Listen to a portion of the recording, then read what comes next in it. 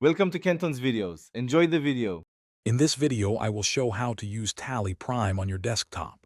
First, you will need to download the Tally Prime installer from the official Tally Solutions website. Once downloaded, run the installer file. Follow the simple on-screen instructions, which typically involve clicking Next a few times and agreeing to the terms. You can choose your desired installation path, then click Install to complete the setup. This process usually takes only a few minutes.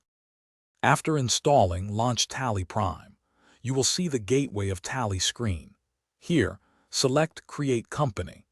A new window will appear where you can input your company's vital information, such as its name, mailing address, and contact details.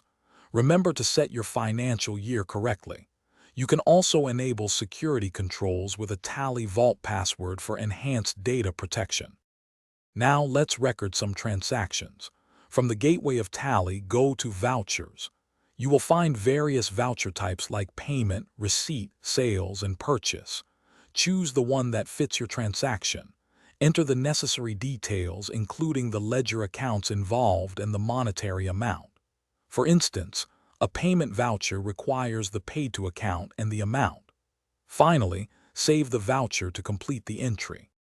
Tally Prime offers a wide array of financial reports. From the Gateway of Tally, select Display More Reports. Here, you can access crucial statements like the balance sheet, profit and loss account, and trial balance. You can easily customize the reporting period, for example, viewing data for a specific month or quarter. These reports provide valuable insights into your business's financial health and performance. Thanks for watching. Consider subscribing if we helped you.